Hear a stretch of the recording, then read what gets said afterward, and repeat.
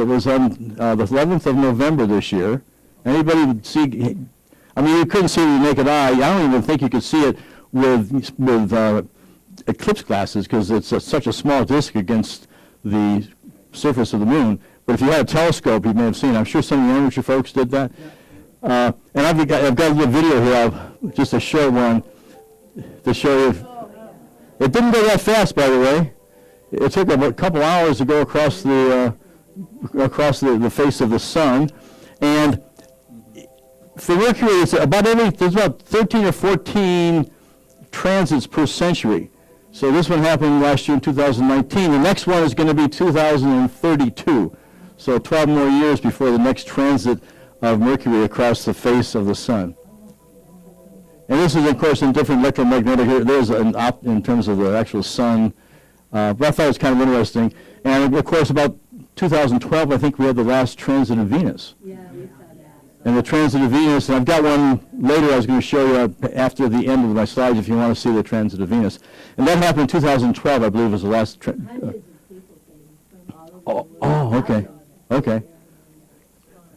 So, just a little background, and we've got some amateur astronomers, but I just want to put things in context. So the context is, here's the sun. These are all relatively the same size with each other, not distances. But you got the sun over here, which is about 870,000 miles in diameter.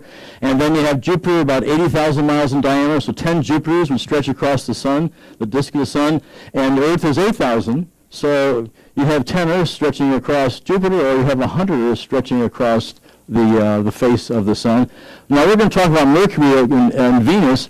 Venus, since it's about the same size as the Earth, about 400 miles less in diameter, that would take about the same 100 disks to go across the face of the sun. Mercury is so small, it would take about 300 Mercuries to go across the disk. But this, again, puts things in perspective with the terrestrial planets and the gas and ice giants. And then distance-wise, again, these are not to scale, but the way I like to think of it, I like to round the sun to being 1 million miles in diameter. 870,000 is about 1 million miles. So 1 million miles in diameter, and we're about 93 million miles from the sun on average. So we're about if the sun was a 1-inch ball, a 1-foot ball, 12 inches in diameter, then we would be 100 feet away in Earth. And then Mars would be 150 feet, and Jupiter would be 500 feet, Saturn about 900 feet, Uranus about, about 1,000 feet, about 2,000 feet, 3,000 feet. Pluto would be out there about 4,000, almost a mile away. It kind of gives you a perspective of the distances involved. So, just a little bit of background, and now we'll talk specifically. We're going to go into our first one. Supposed to have some music there. Somebody turn my music down? Okay, so, and of course, it's called Mercury because the ancients actually saw that the speed of this planet was so quick. It reminded them of, the winged messenger Mercury, who was very, very fast. So that's one of the reasons that's got the name of Mercury. And there's been all kinds of thoughts about travel posters, so maybe someday we get to go to Mercury. So here is a more actual color of Mercury. On the surface it looks like the moon, and we'll talk about how it may vary from the moon. But you can see bright spots here, and these bright areas are where more recent asteroids, meteors hit, because it's fresh material. You can see some of the rays, and what's interesting is there's a lot more craters on Mercury than the moon. Okay, there's like 30,000 craters that are basically more than 5 kilometers in diameter. And one reason there's more craters, what do you think there's more craters on Mercury than the moon? Pardon? Hit with more? What? Why? Well, probably there is. Absolutely. Mercury is so close to the sun. You got the sun bringing those things in, and you got much more intensity of meteors or asteroids hitting Mercury than, say, the moon. So that's one reason why there's much more. Here's another one here. Now, this is not true color, of course. What they do is they try to take that previous, the picture, and they try to enhance this. The enhancement is basically, one way to look at this is just topographical, and you'll see more like this. The blue will be the lower elevation. Think of the deep blue sea, and the other colors, I have a couple that actually show red. Red is get ready to go to the heights. So here you get a good view of, look at some of these long rays here based upon these strikes. Now, being close to the sun and being hit by more stuff, it hits with a greater force, and that actually causes a lot of secondary debris, which causes a lot of craters. But because of the fact that that we're so close to the sun, a lot of those don't go very far. They kind of hang around the craters, and they don't go to a great distance. So we've had 2 visits to Mercury. One of them was Mariner 10 in 1974. Did 3 flybys, so it didn't really hang around, did not go in orbit. And there's a picture of what that is. They even did a stamp, any stamp collectors, Mariner 10, 10-cent stamp. So you can tell that was a while ago, right? And Messenger is fantastic. It arrived in 2011. It was there for 4 years in orbit, and it took a lot of incredible photos, and a lot of the photos that you see in the images you see this evening will be from Messenger, which was there for 4 years until 2015 when it actually had it crash into the surface of Mercury. So Messenger is what's called a backronym. What they mean, they like the term messenger because of Mercury being a winged messenger. So they said, let's take that word and let's make an acronym out of it. So it's called a backronym. So they backed into it. How they did that was Mercury and the surface, space, and environment, GE for geochemistry and ranging. That's how they backed into it. Of course, launched in 2004. Took a while to get there. Mainly because of flybys. The flybys were used to slow it down. Otherwise, when you're going into Mercury, you're getting so close to the sun, the velocity and speed is so great that they wouldn't be able to basically correct. So they have flyby technology where they go flyby to slow it down, and then it went into orbit 2011 to 2015. Mike? You want the whole thing? No, just this. We're trying to get this. Okay. No worries. So here, the sizing, Mercury is about 3,000 miles in diameter compared to the Earth. The Earth is 7920 is a common number, and almost 8,000 in diameter, although the diameter of the Earth at the equator is greater by about 25 miles than it is polar, because we're spinning, of course, and that flattens our disk. But we're a little bit less than 8,000 miles in diameter. And some of the differences, the mass of Mercury, about 5% of the mass of the Earth. So we're 20 times heavier. The density, about 5.4, and that's grams per cubic centimeter. Okay, that's the specific gravity. Although I'm going to talk more about that later because that can be somewhat deceptive. The gravitation on Mercury is about 38% that of the Earth. Now, you would think that if it's 1/20th the mass, why is the gravity so as high as even 38%? Anyone have any thoughts on that? Well, the answer basically is, yes, it's only 5%, but you're much closer on the surface of Mercury to the center than you are over here on the Earth. So that's one of the reasons why. As a matter of fact, one thing that's kind of weird, it is smaller than Mars, but the gravity on Mars is about the same as it is on Mercury, because of the way it works out in terms of its distance. You're further from the mass of Mars, but it's a bigger planet, so it ends up being about the same gravity on Mars as it is on Mercury. Okay, the other thing interesting, here's Mercury's in kilometers, but I actually put this in here for Mercury at 3,000 miles. You can almost forget 32, just round it to 3,000. It'll work on the test. You'll get full credit for 3,000 miles, with 30, 32. What's interesting is it's smaller than these 2 large moons. So, not counting our amateur astronomers, Ganymede is the largest moon in the solar system. Around what planet? Jupiter. And Titan, second largest, around what planet? Saturn.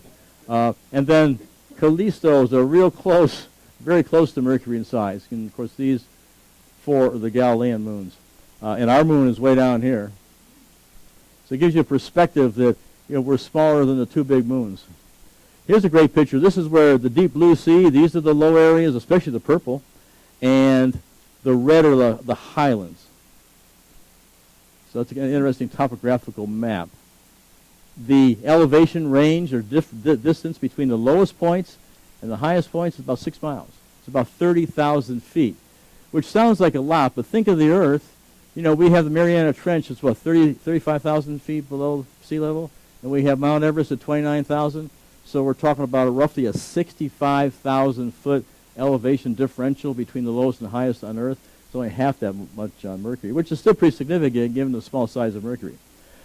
Atmosphere, that's kind of a misnomer because really it's called an exosphere because there is a very tenuous atmosphere on Mercury, but it's composed of quite a bit of oxygen, sodium, hydrogen, helium, and some potassium.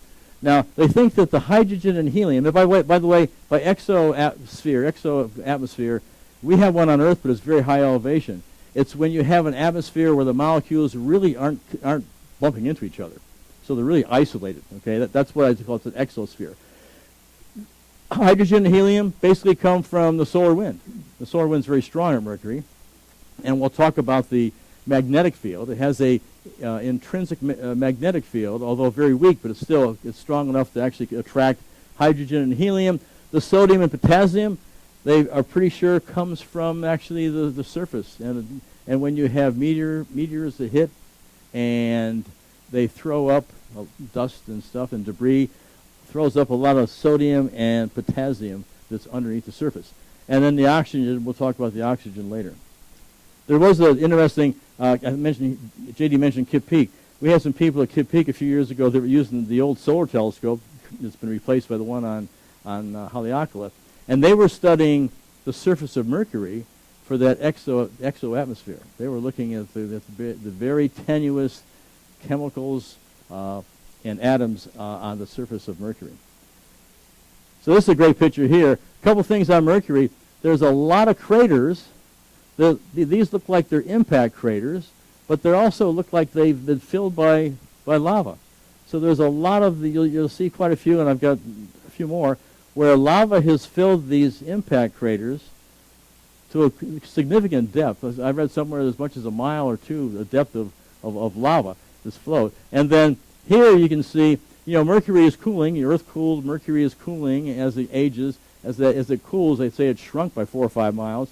And when it shrinks, it creates, and you'll see more of these later, a lot of these scarps. You see a lot of these wrinkles here. These are basically wrinkles from the cooling of either the lava flows or actually the shrinkage of Mercury itself. And this area here, they feel this bright area, and of course this has been color enhanced, but still this is a different material than say over here, and they think that's basically an outgassing or some volcanic material that has basically come to the surface. So, surface temperature, this is where it gets really interesting.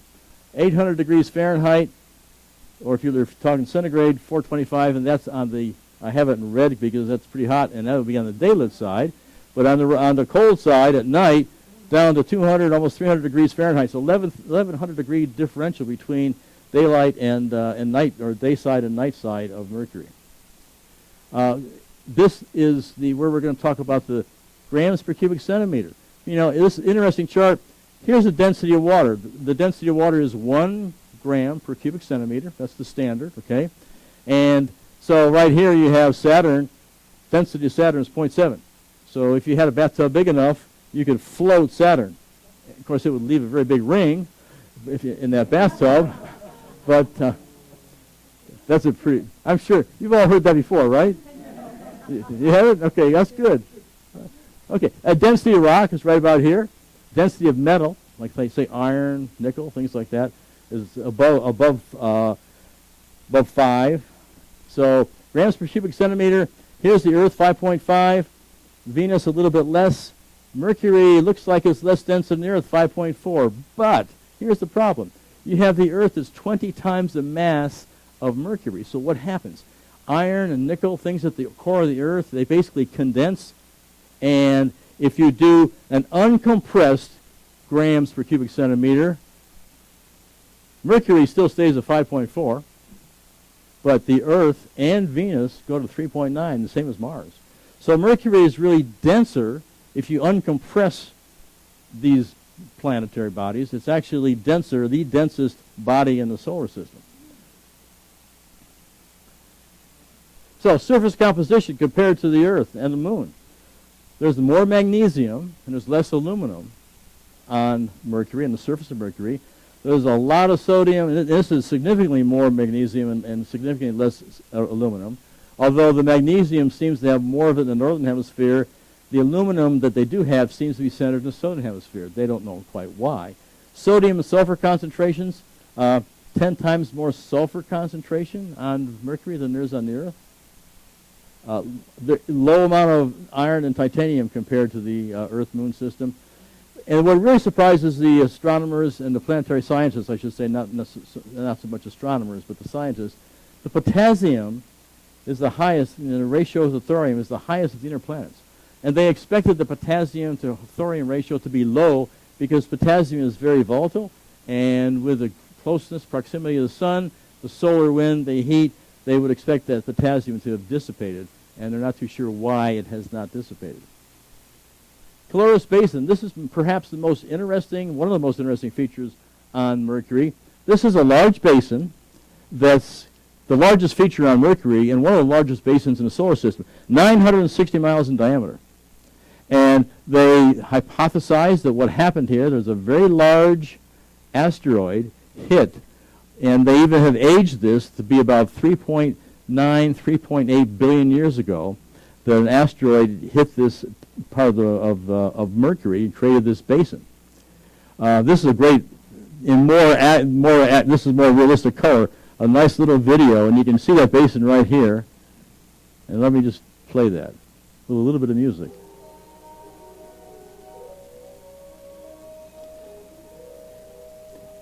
There's mountains around the edge that are about 1 to 2 miles high. And there's a few craters, which is interesting because this indicates that most of the cratering occurred, what happened in the solar system between 4.1 and 3.8 million or billion years ago. There was what's called the late heavy bombardment. So the moon got hit, Mars got hit, the Earth got hit. Of course, for the Earth, a lot of it's been eroded away, and plate tectonics resurfaces our planet. So here, this indicates that most of this cratering occurred. There's not that much cratering since 3.8 billion years ago. And we'll talk more about this strange object here, which is called the spider, in a few minutes. But it's kind of interesting visualization. What is interesting, I've looked at this and tried to figure it out. This up here looks like look how straight that is. I'm pretty sure this is where they started to do imaging, but the imaging, basically, they didn't get some complete images here, because you wouldn't have these straight lines. It looks like someone's created a playing field there. Everyone know the song I'm playing? Moonraker, from, of course, James Bond. Who had the right answer? Way back there, okay. Okay, so this is interesting. This is called the spider. And this is right in the middle of Caloris Basin, and they're not too sure. They think this is volcanic, but other way around. They think it is a crater, it's an impact crater, other way around, and they think these items here, these various, and the distance is 25 miles, these scarps here, if you will, they're called grabens. They're not too sure how they relate to this actual crater. They think this is perhaps volcanic, that there was an upwelling underneath that maybe occurred before this crater was created, or something, but they're not too sure quite how these features, which radiate from this crater, how they relate to that crater. So that's kind of one of the mysteries of the planet. Now, the other interesting thing is the impact on Mercury. They think, again, this is theorized, that there was pressure waves, that there were seismic waves went through that planet, because at the antipode, at the other side of Mercury, there's a lot of disrupted terrain. And you'll see it in a second here. So I think that there's a focusing with that impact, and they call it weird terrain. And here it is here. So it's right opposite that hit of that asteroid. And it's very bizarre, and they're hypothesizing that's what it came from. The other thing we'll talk about is, in terms of that basin, is Mercury has a very strange orbital situation. They think that perhaps it was caused by that asteroid that hit, that very large asteroid. And by the way, with a 960-mile basin, what do you think they think the size of the asteroid that hit that was? The rule of thumb I usually use is, that I've seen, is it's about 5%. Whatever if it's 1,000 miles, then it's going to be, say, 50 miles in diameter. So it actually, if you take say you take a 10-mile asteroid, then that should create a crater that's, say, 200 miles in diameter. So it's about a 5% factor between, again, that's a rule of thumb, between the size of an asteroid or a meteor and the actual crater. This is called, How big is the meteor? they think it's roughly 60 miles in diameter. Because 60 miles in diameter, I mean, that's what, 60 miles, that's roughly, it's a little bit more than 5%, but it falls in that ballpark of being not quite, 60 is probably 7%, 60 to 7% are probably of 960, but roughly 60 miles. So, ghost craters. This is a impact crater as best they can tell, and it's being filled in again with this lava. And there's a kind of a double ring here too, by the way, because some of that is, you have something hit and you have a rebound. Sometimes the rebound, there's some center peaks, there's some small central peaks that rebound, and in this case you had a rebound of an inner ring, but it's being filled in by lava, or has been filled in by lava, so they're called, basically it's kind of slowly disappearing, i.e. a ghost crater. They found a lot of dark material on Mercury. This is called Basho crater, and they think this is impact, if for no other reason. They think this is graphite, carbon. And there's apparently a lot of carbon, as best they can tell, on Mercury, and when craters are created by impact, then a lot of this stuff is basically comes to the surface through that impact. And you'll see some more, I think, in a larger picture. The other thing, in beetle, rupus is basically, all that means is cliff in Latin. So these are these thrust faults. Some of these are as much as 2 or 3 miles high. And this, again, is that same situation where the planet, as it cools and shrinks, I think I've even used the term contraction scarps. You have a contraction of the material and causing these cliffs. Next picture is probably a little bit even, it even goes right through this crater. So a crater happened, so it's an interesting way to age a crater. So the crater is older because this is superimposed, this escarpment is superimposed on top of that crater. And this is a little bit of color arrangement here. Blue is lower elevation, and this is higher elevation. And you can see the scarp right here, right through the crater. This is much lower, this is higher, because of this has all been kind of sloughed down with the wrinkling of the surface of Mercury. Okay, this is a little video which is kind of interesting called Sleepy Hollows of Mercury. Now, I want you to listen to this and watch it. There's a mistake in this. And we'll see, don't blurt out the mistake until the end. We'll see how many people have that, they figured out what the mistake is. The Sleepy Hollows of Mercury, presented by science at NASA.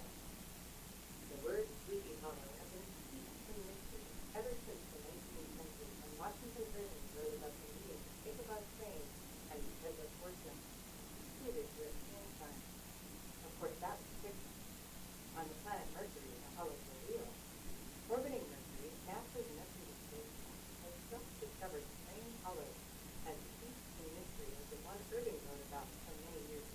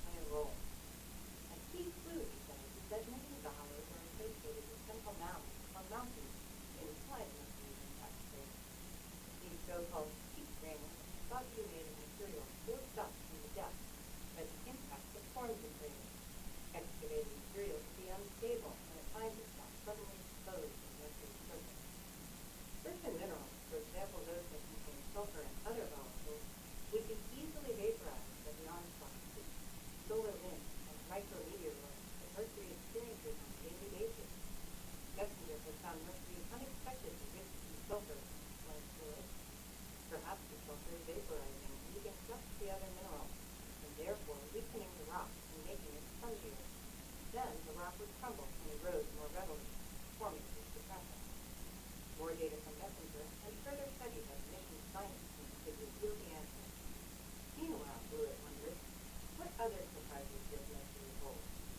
The sleepy hollows of the innermost planet may be just the beginning. For more.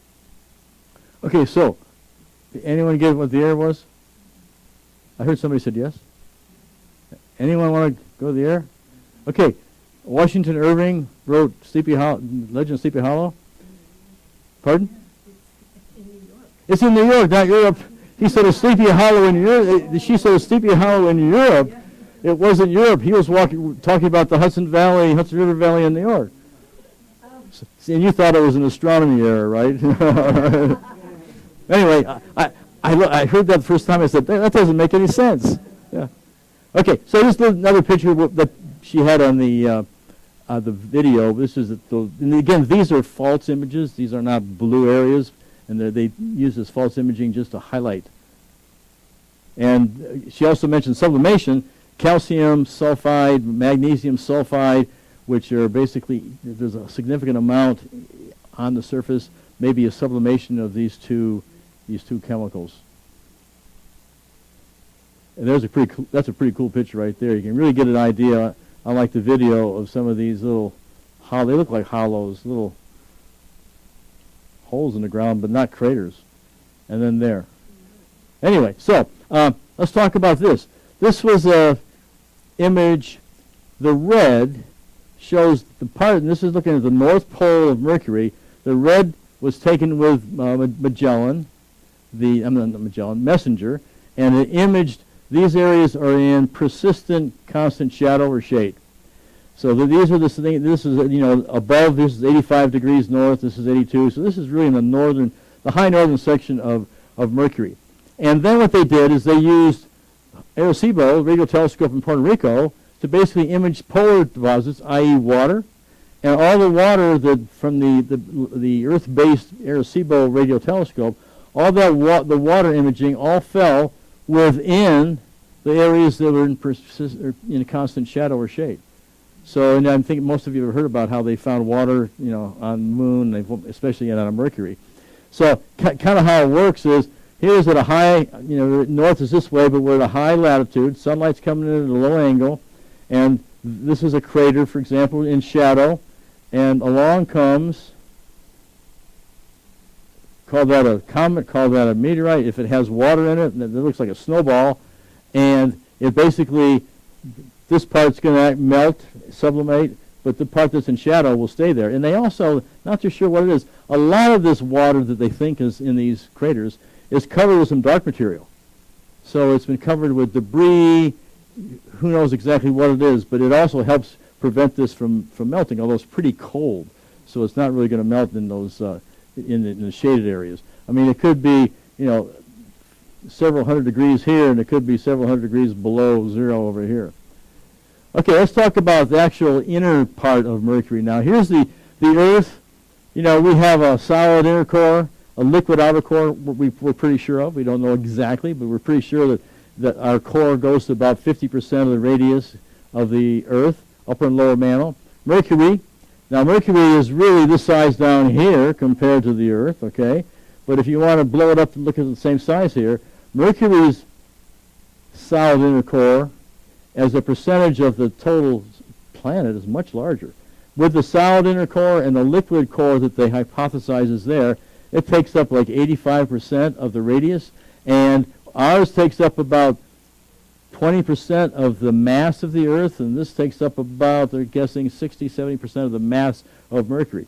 So it's basically almost, with a little bit of mantle cover, it's a lot of iron, nickel core, although just like the Earth's core, there are other chemicals and elements in there, besides just, it's not pure iron or pure nickel. They also, again, think that there's a solid iron sulfide core layer here, which prevents this from basically solidifying, because they're really confused.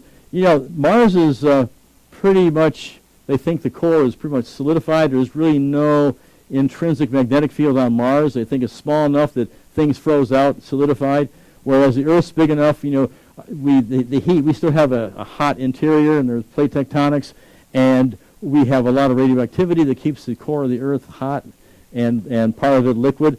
They think that Mercury should have frozen out.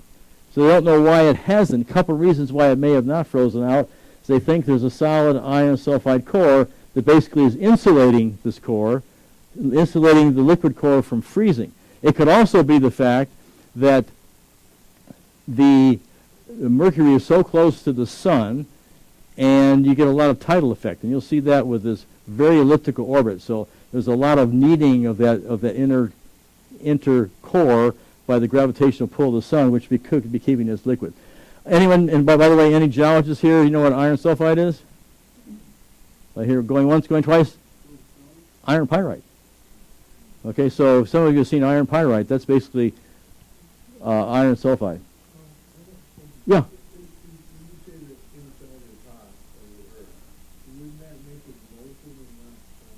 Well, what happens, a lot of it is liquid, but there is a solid inner core because even though it's hot, it gets so compressed. And again, they're not exactly sure how this works on the Earth, but they think there's an inner solid core. Hot, very hot, yes, but because of the high pressures, there's some strange things going on. Just like if you go to Jupiter, they think there's a solid metallic, liquid metallic hydrogen in the core of Jupiter. So it's basically just the pressure involved that creates the solid part. Does that answer your question? Yeah. And again, they're not really. They need to go back and get more studies, but this is what they think based upon what they know now, liquid and solid. Now, how hot this would be? I mean, we got a pretty hot interior here. You go down in a coal mine or a deep mine on Earth, and it gets pretty darn hot when you go down 1,000, 2,000 feet. I mean, it is really getting warm down there. So we know the inside of the Earth is very hot. This could be liquid for sure and not be all that hot. I'm not too sure I've never seen any temperature estimates of what this liquid core of Mercury is.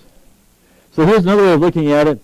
We got Venus very similar to the Earth, a little bit more of a crust, we think, than the Earth's crust, and very similar in terms of what we hypothesize, solid iron, liquid iron core. Mars, they don't think there's any liquid core at all because it's small enough that all froze out, call it solidified, and then, therefore there's no magnetic field. And this is the Mercury one we just looked at, kind of a different way of looking at it.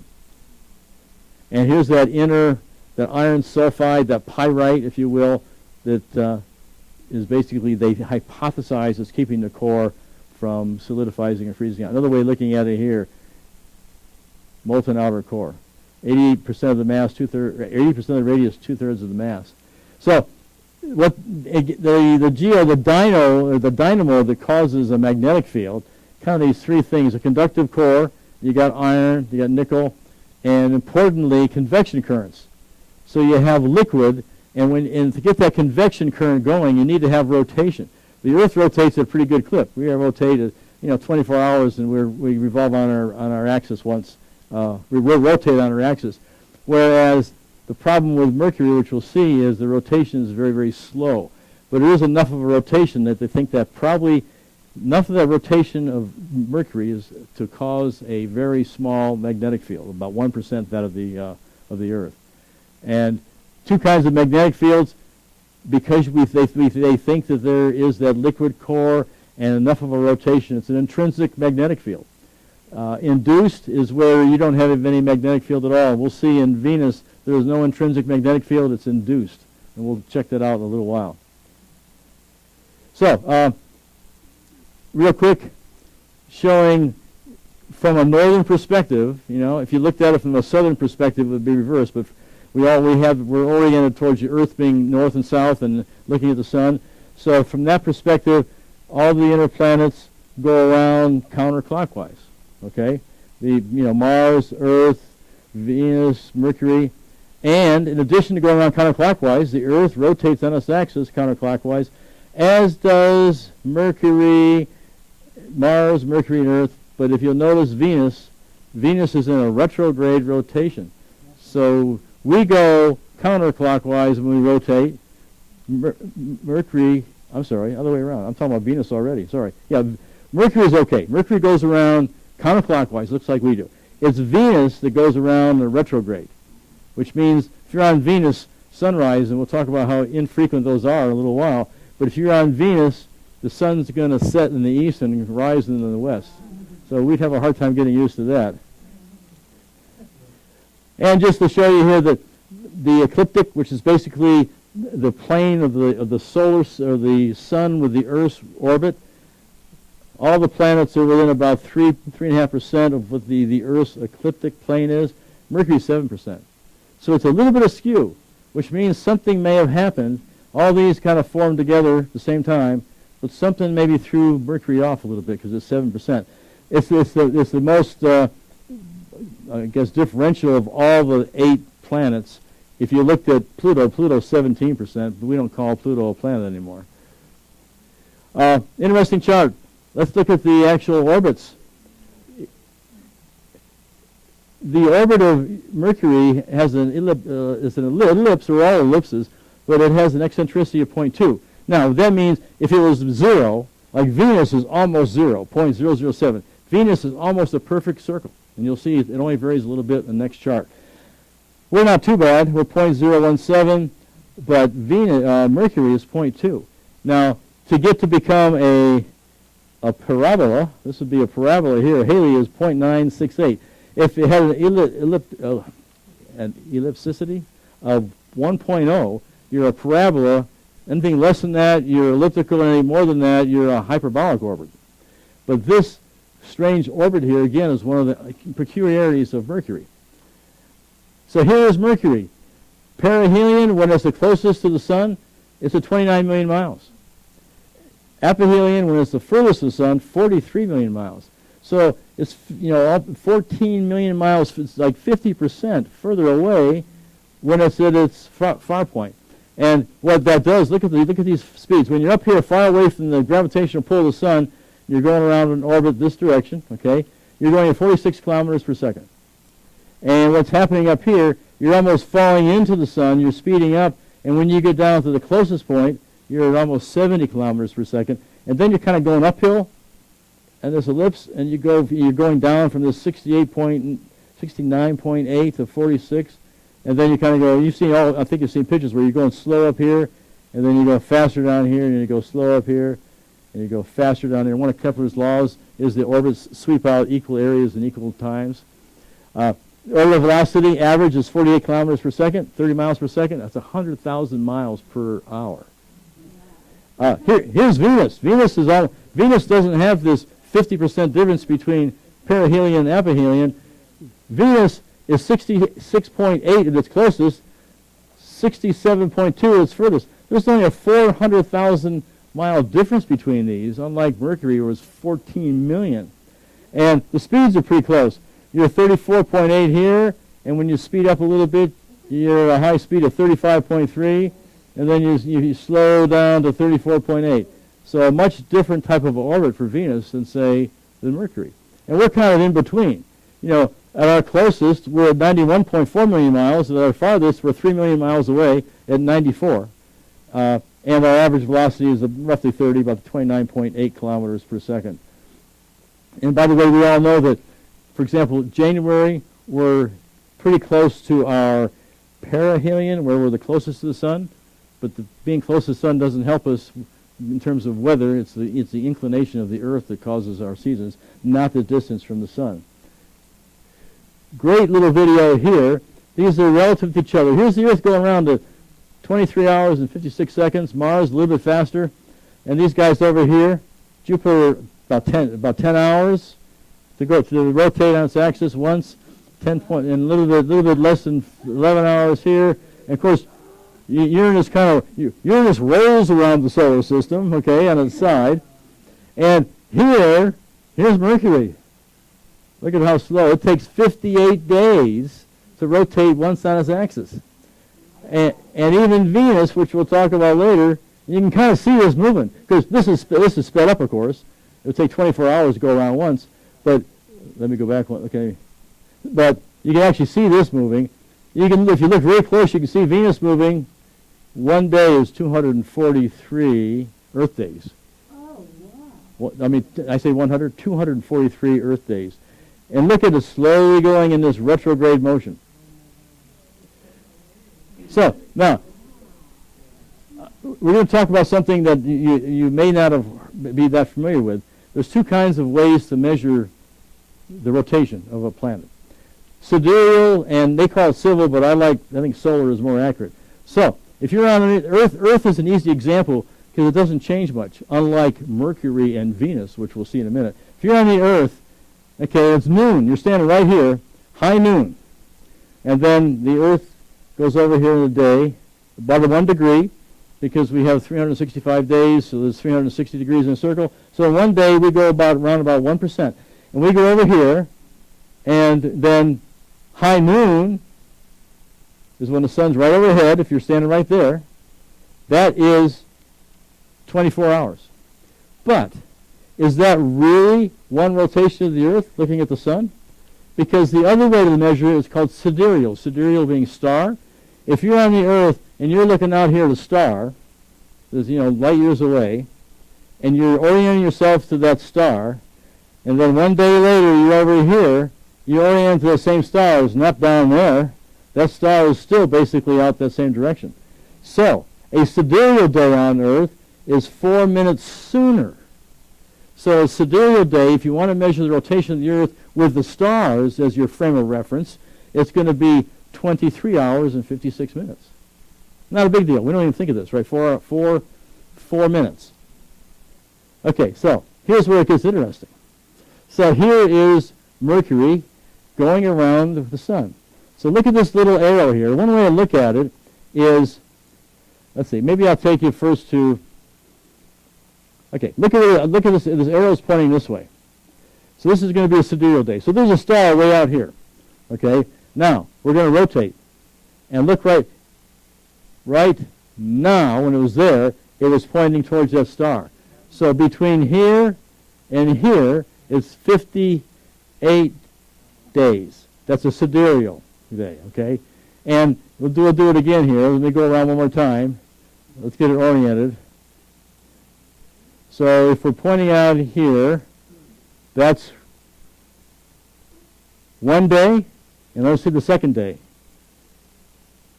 2 days, and now we're at 3 days. So in 2 revolutions around Mercury, Mercury is basically had 3 days. That's where there's 3 to 2 residents. 3 days on Mercury, looking at the reference to a star, for 2 orbits around the sun. So the other thing is, so that's looking at the sidereal day. Let's look at a solar day on Mercury. A solar day is when the sun's our reference point, okay? So what we'll do is we've got to go around one more time. I'm going to start up here. So here we are, noon. It's noon right there. Look at the next time it's noon. We're going around. We haven't seen the sun yet. We're the second time around. And only when we finish that second orbit, there's now noon again. So it takes 2 orbits of Mercury around the sun to get 1 solar day. Kind of different, huh? It's kind of a weird way. It's very. It gets even stranger on Jupiter, on Venus. Pardon? Question? Wouldn't that be called then one day? Oh yeah, one Venusian solar day is going to be two of these revolutions, which is going to be twice that number there, 176. 176 Earth days to orbit the sun and see the sun come up and the same place in the sky. 176 days later. Yeah. Okay, one more thing about Mercury's strangeness. So the precession of the orbit, and all planets kind of do this. The orbit, the elliptic orbits kind of change. So you see what's happening here, and this stops kind of too soon, that the perihelions and aphelions are basically changing in each orbit. They're very small amounts. This is exaggerated. So what it is, you got Mercury going around the sun, and then slowly over the time, it's making it's changing. So what's happening every time that it goes around, you're moving the perihelion, the closest point of Mercury to the sun, moves a little bit. Okay, most of this can be explained by Newton's laws of gravity. But very early on in the 19th, I think it was in early 19th, 18th, or 20th century, they were puzzled about this. And the answer is basically in Einstein's theory of gravity, where you probably heard of maybe frame dragging, but because of the impact, you're so close to this big gravitational center of the sun, that it's basically distorting the orbit. And they have been able to explain this extra amount that they couldn't explain quite this degree of changing of perihelion, the precession, with just Newton's laws of gravity. Now, if you're on the Earth and you're close to the sun, the sun's going to look a little bit bigger than if you're, like this time of year we're closest to the sun. So you're not going to be able to see it because it's not that much with your eye, but you could measure it. Here would be the image of the sun. We wait till July when we are furthest from the sun, and the sun's disk is going to be a little bit smaller. But nothing that we can perceive, basically, with our naked eye. Well, guess what? On Mercury, with that big difference, you're either 29 million miles from Mercury or you're 43 million miles. Big difference. If you're close, if you're at aphelion, you're far away from Mercury, this is the size of the sun compared to what we see on Earth. And when you get close to Mercury at 29 million miles, the sun is much bigger. So even when you're far from when Mercury's far from the sun, you are twice, instead of 1 degree, half a degree. Our sun has half a degree in the sky, same as the moon. That's why we have total eclipses. So that half a degree becomes 1 degree. So Mercury is 1 degree in the sky, not half a degree. And when it's at perihelion, the sun is going to look like it's 1.5 degrees. So talk about big sun Mercury. And the deal is, when it's twice, instead of a half a degree, it's a full degree.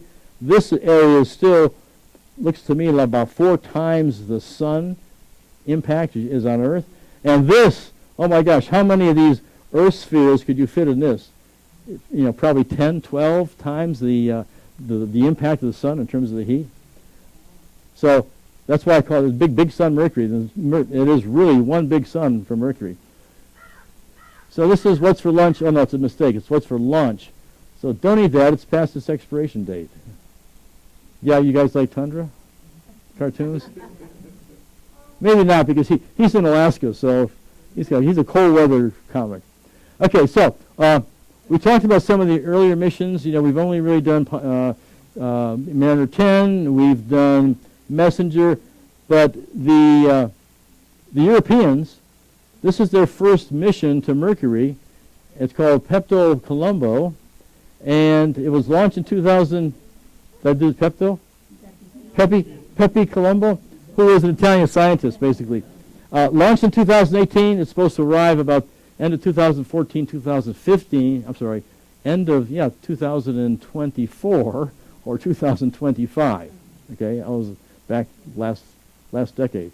Again, joint European Space Agency, Japanese Space Agency mission. And it's going to have 2 parts. It's going to have a magnetosphere orbiter, which is going to have a wider orbit, and it's going to have a planetary orbiter, which orbits closer to the planet. So here's the magnetic orbiter is going to be way out here at about 600 kilometers, 12,000 kilometers, 9-hour orbit, and a close-in orbiter. A little bit of a video here. How are we doing for the time?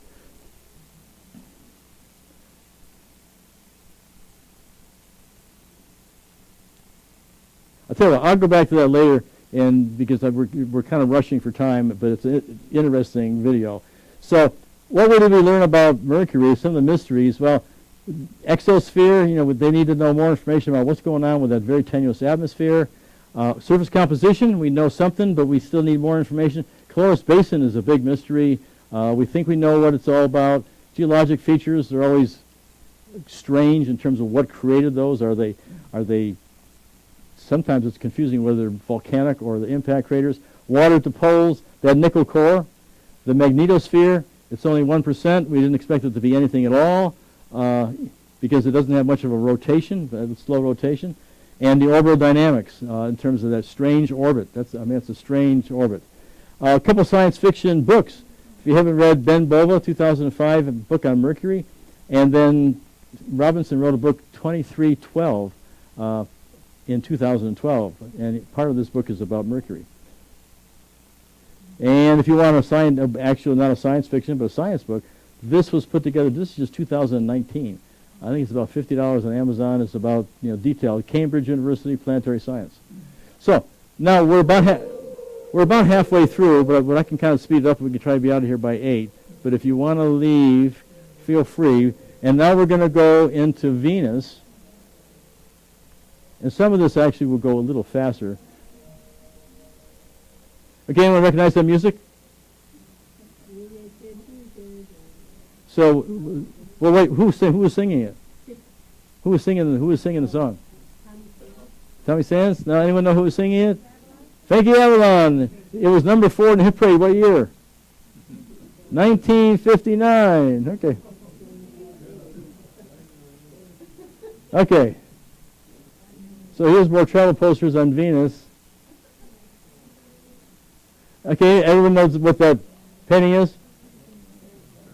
Van Gogh, Saturday Night. What year was it painted? 1889. But there's the moon. You know what that is? That's Venus. That was his rendition of Venus when he painted it in 1889. Venus right there. Okay, this is one of Mariner 10's first close-ups because it did a flyby of Venus and Mercury. So it actually took a photograph in 1974, and other trips, other probes. This is basically this is actually that Mariner 1962. This is a Japanese probe that went in orbit in 2015 called Akatsuki. So we had Mariner 2 flyby. In 1967, VENERA 4 was the first successful landing. It was by the Soviets. Between 70 and 84, they have sent 18 probes to Venus, 10 of which successfully got to the surface. We had our Pioneer orbiter in 78. Magellan, a lot of the images are from Magellan, which was fantastic. 4 years, 90 to 94. The Europeans, their first venture to Venus was 2006 to 2014 in orbit, Venus Express. And then the Japanese, which this has some issues because this was meant to be in orbit in 2010, but they missed their orbit insertion, so they had to go around a few times and waited 5 years. And they got in orbit, but they didn't get in the orbit they wanted because they were going to do a lot of interesting studies, especially of the alleged lightning on Venus. And unfortunately, they're not able to get the resolution they had hoped for. So VENERA 13.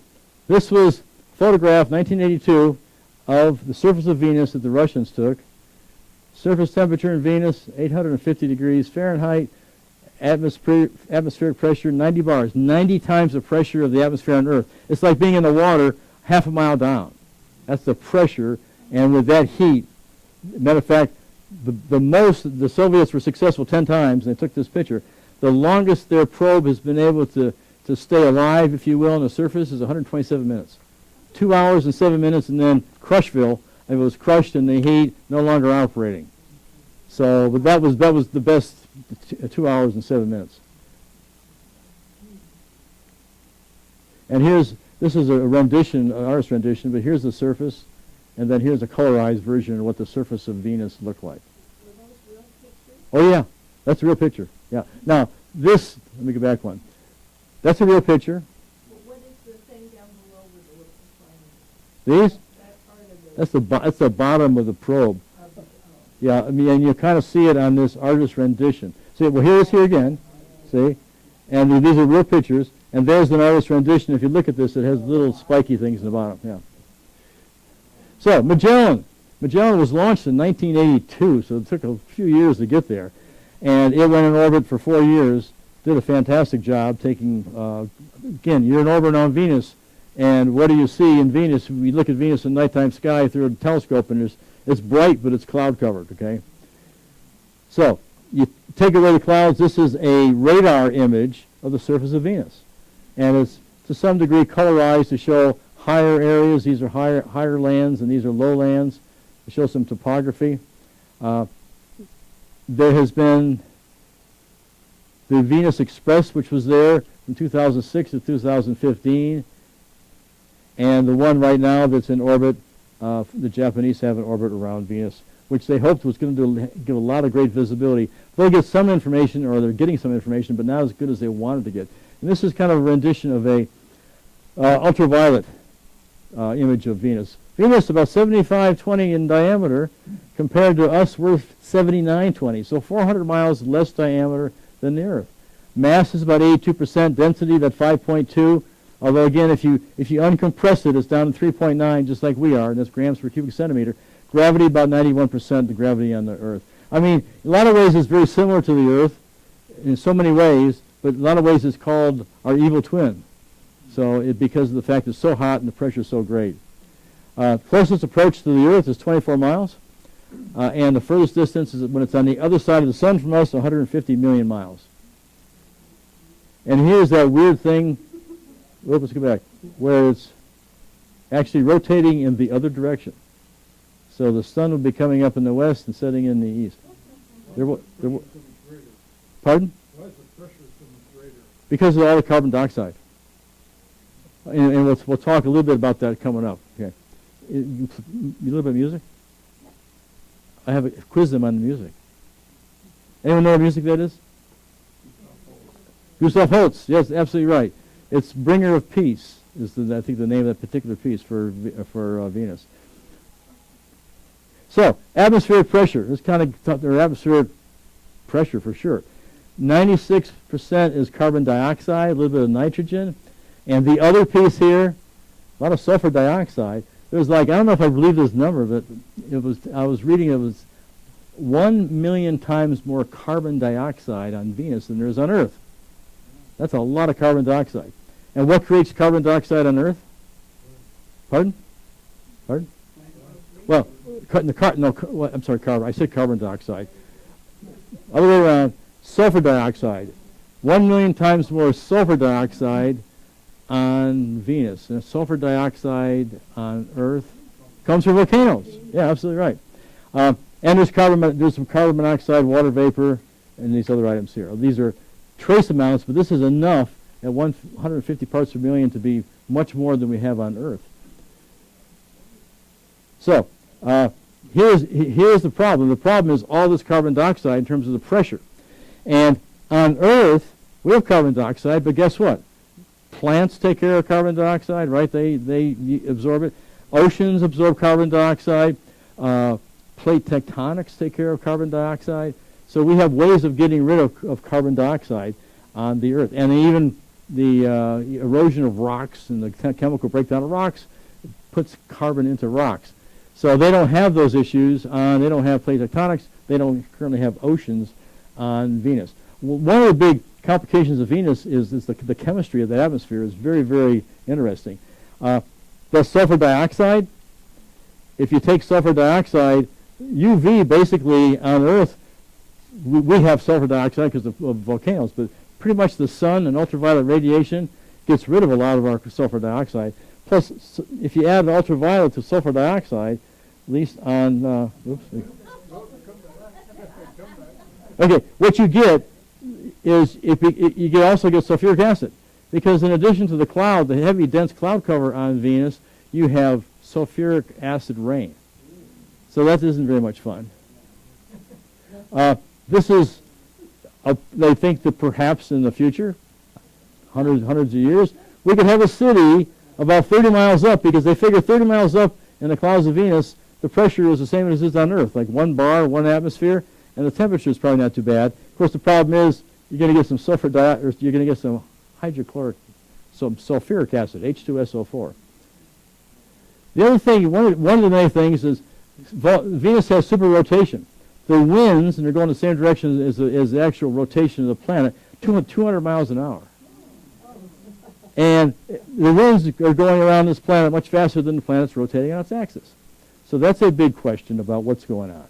They think that there's lightning on Venus. And it's basically circumstantial evidence. They see low-frequency radio bursts, which they think are created, which on Earth, lightning creates radio bursts. Nitric acid, there's nitric acid, which they say can, one of the few ways you can make nitric acid is having, high-powered electrical charges that take atomic nitrogen and create nitric oxide. So this is kind of indication there could be lightning. They've seen glimpses, hints, and glints, but magnetic pulses. They've seen flashes, but nothing substantial and nothing continuous, and they don't quite understand. Now, they don't think it would be cloud to ground. It would be mainly cloud to cloud, and it would be at a higher elevation because there aren't many clouds near the surface or at a higher elevation. So lightning is a big issue as to whether it is or is not lightning. The other issue is that they frequently think that there's no lightning because sulfuric acid is not a conductor of electricity, of lightning. So they think the sulfuric acid could basically prevent lightning from occurring. Now the other issue is the cosmic ray connection. I don't know if you've heard of this, but on Earth, right now we're going through a solar minimum. It's one of the lowest minimums we've had in almost 100 years. And when we go through a solar minimum, the sun's very quiescent, it's very quiet, there's not many coronal mass ejections, there's not much radiation, and guess what happens? The cosmic rays from outside the solar system come in and intensify. Because the solar pressure usually keeps the cosmic rays at a certain in bay, but they come in and come on strong. And they've actually had measurements showing that. We're going through a solar minimum. Well, we have some protection against cosmic rays. We've got a pretty decent magnetic field. But there is no intrinsic magnetic field around Venus, so they don't even have the protection we have, and let alone the fact that cosmic rays should be hitting this even at solar maximum. And on Earth, there's been a connection between cosmic rays and lightning. They think the cosmic rays come into the upper atmosphere of the Earth, and the secondary particles are created, and that basically helps to ignite, so to speak, lightning strikes. So that would be a way to since there's more impact, theoretically, of cosmic rays in the atmosphere of Venus than Earth, that maybe should create some lightning. That's a big issue right now, is what's going on with the lightning. Here's another rendition of topographical map. This is a high area called Aphrodite Terra, one of the higher areas. It's about 3 miles in elevation. It's like a continent. And there's another continent up here. And again, blue, deep blue sea, low, and these are high areas. Here's a couple of them. Here's one of these continents. Here's Aphrodite Terra. This is the highest mountain, Maxwell Mons. And you'll see more about that. There's the second highest mountain. And here is the biggest impact crater, Meade Crater. And over here, this is one they think they have seen current volcanic activity. By saying seen, they have basically measured thermal measurements showing there's some hot stuff coming out of this mountain. And you'll see a chart on that. So this is just a rendition of what's called Ishtar Terra. And by the way, everything on Venus is named after goddesses, either sea goddesses or mountain goddesses, any kind of female. For example, Cleopatra has the name Cleopatra is on Venus. So everything is named after females with one exception. This is the exception, Maxwell Mons. Maxwell after James Clerk Maxwell. You all familiar with him?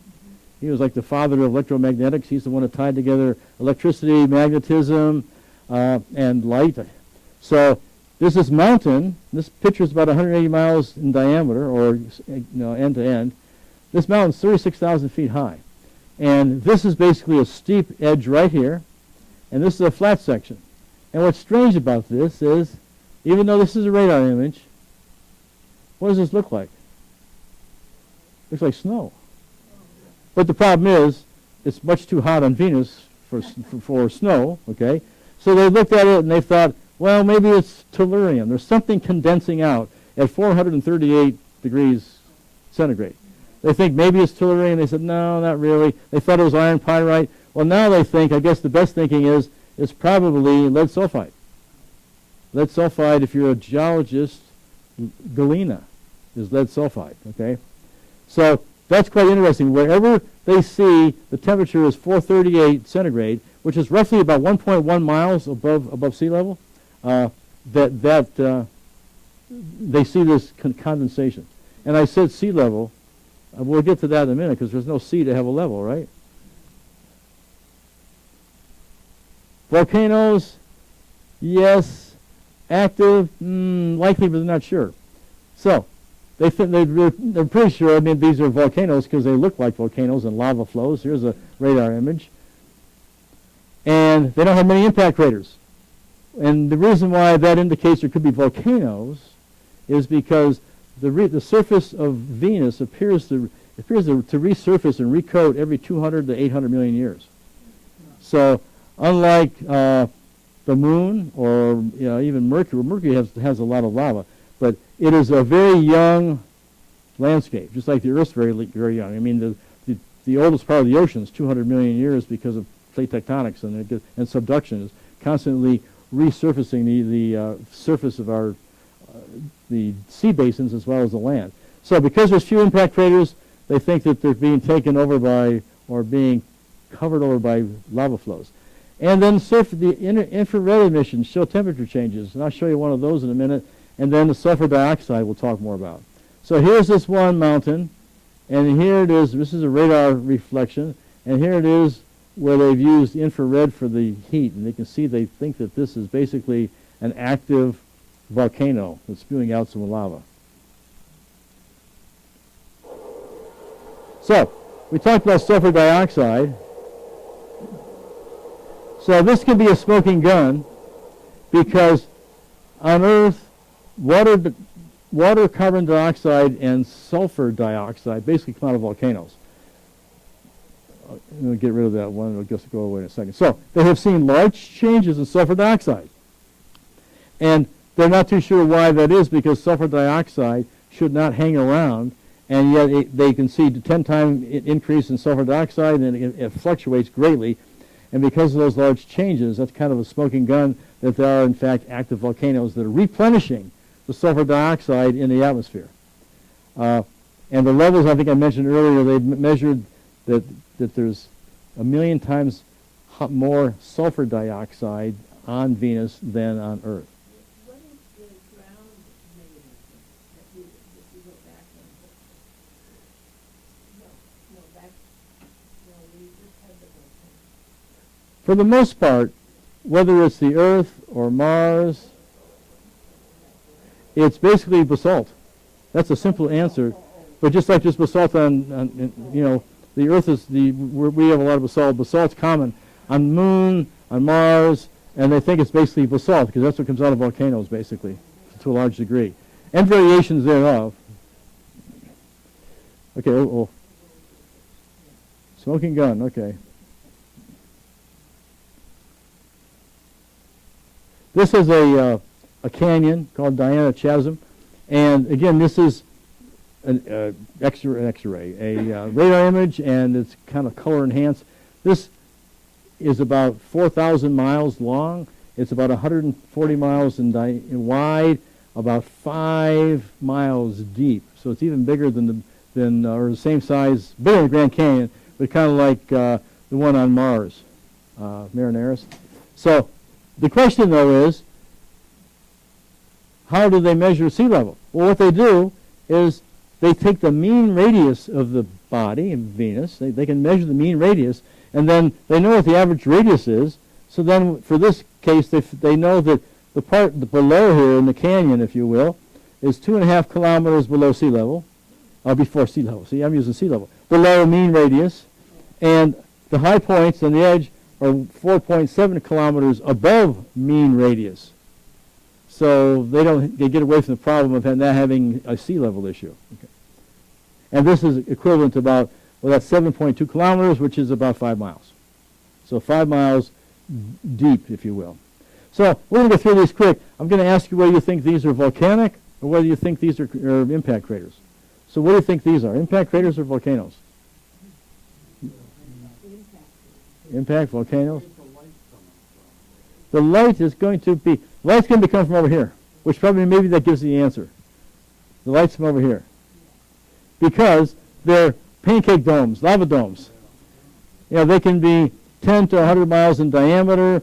They're basically, they don't look like they're not erupted volcanoes, but it looks like there's been pressure, and or if they did erupt, is very viscous, very high in silica, and they spread out because, again, you have all that pressure from the atmosphere keeps things from this lava going any higher than these pancakes. This is the only place in the solar system they've seen pancake domes. And what do you think this is, impact or volcanic? That's Meade Crater. That's the biggest one on Venus. It's about 175 miles in diameter. And then this is 43 miles in diameter. What do you think that one is? Yep, you're right, impact, Dickinson. See, Emily Dickinson, again, the names are all females except for Maxwell. This is weird, very weird terrain. They're called arachnoid volcanoes. I should have asked you what you think they are. They're almost like volcanoes that attempted to be volcanoes but didn't quite make it. There was pressure underneath, and there was a lot of fracturing of the land, but nothing really came up in these areas. They were just kind of domes or volcanic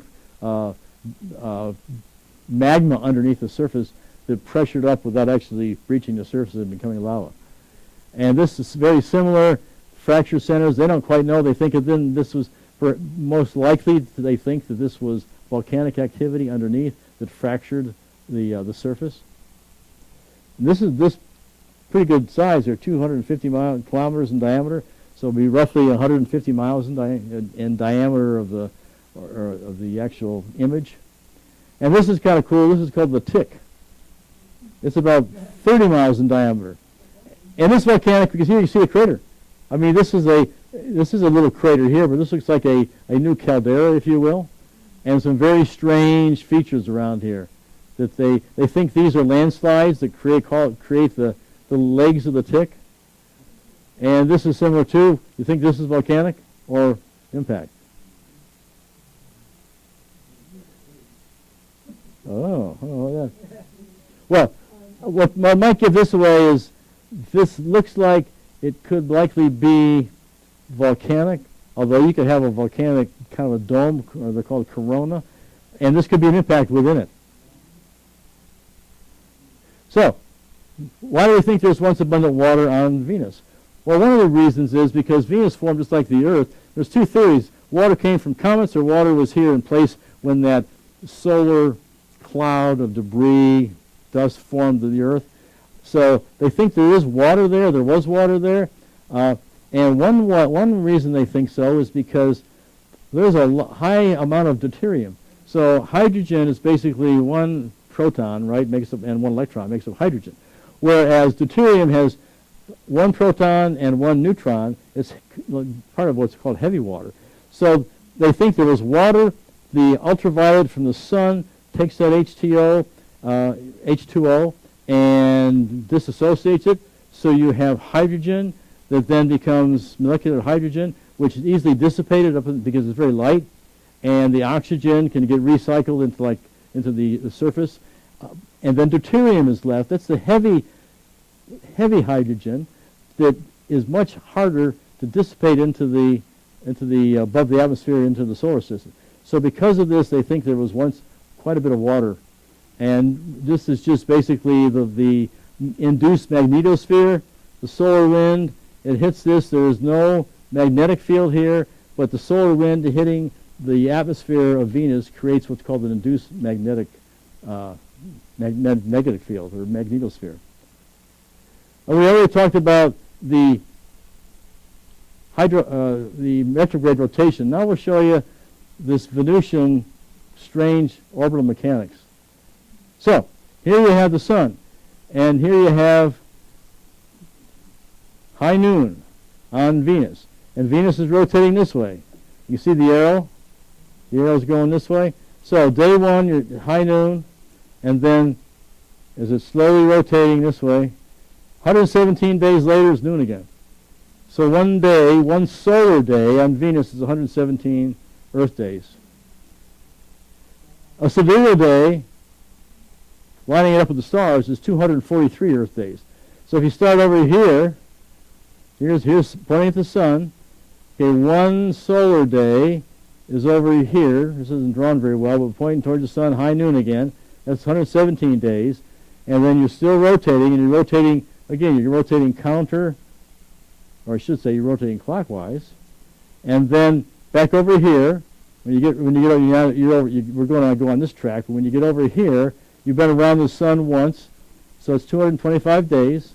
The end of day 2, which is 2 of these, which is 234 days.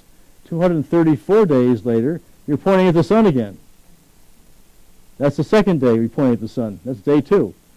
And then when you get over here at 243 days, this is the first time here you pointed at the star way out there, and by the time you slowly rotate this way, the next time you point at that sun or that star way out there, 243 days have gone by.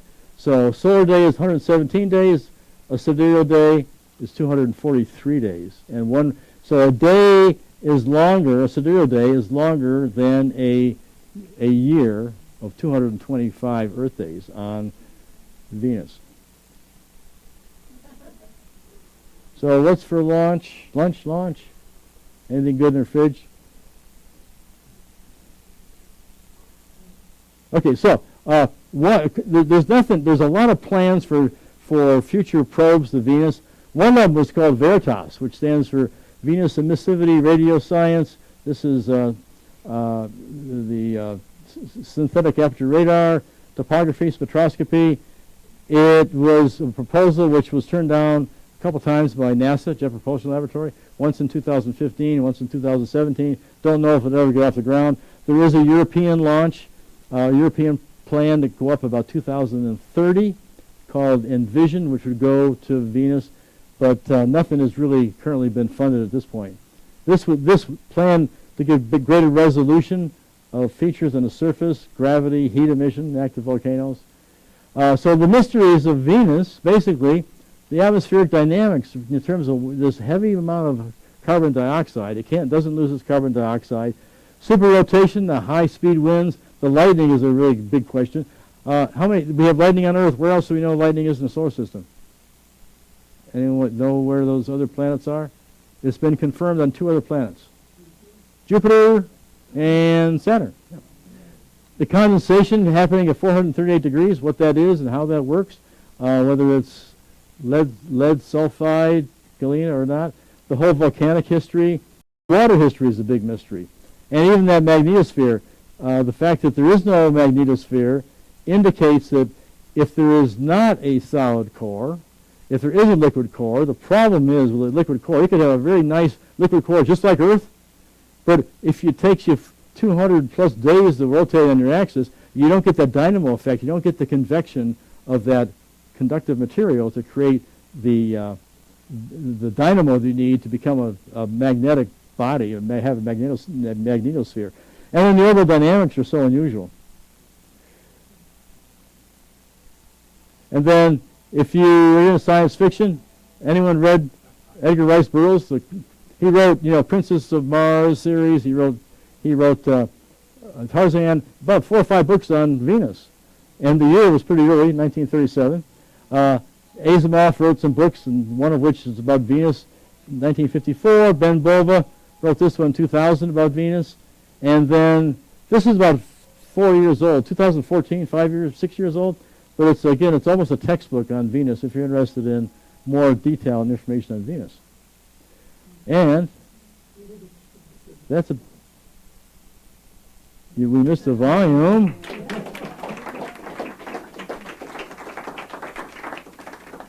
It seems like I only took a half hour, but I think it was longer than that, right? Any questions at all?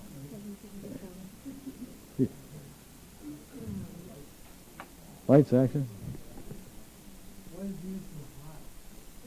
Why so hot? Well, if you move the Earth to Venus, just like we are right now, without all that carbon dioxide, we'd be 20 to 30 degrees warmer. Not a big deal, right? It's kind of hot, but not a big deal. But it's all that carbon dioxide.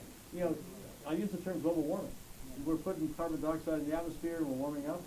Well, they have a lot of carbon dioxide, and it's not processed. We have carbon dioxide on Earth, but the oceans absorb it, the plants absorb it, plate tectonics, the rocks absorb it. So we have a mechanism to get rid of the carbon dioxide. Venus doesn't have any of that stuff. There's no plate tectonics that we know of. There's no current oceans. There's no plants that we know of. So that's why it's a runaway greenhouse effect. Because initially, years ago, growing up, many years ago, you see Venus, and it was a mystery, this clouded planet. you thought, oh my gosh, there's all these cool jungles and greenery. I mean, there's a cool science fiction movie called The Queen of Outer Space with Zsa Zsa Gabor. and the astronauts get there, and there's this colony. No, there's no men because they were smart. They got rid of all the men, so they're taken captive and they're going to be executed. But it was a pretty cool planet underneath that cloud cover. You know. So check it out, the Queen of Outer Space. Does that answer your question? What I thought? Yeah. Okay. Thank you. Oh, sure. Thank you. This is great. I feel like an expert in You are. Enjoy your trip. Well, thank you. Thank you so much. Oh, sure.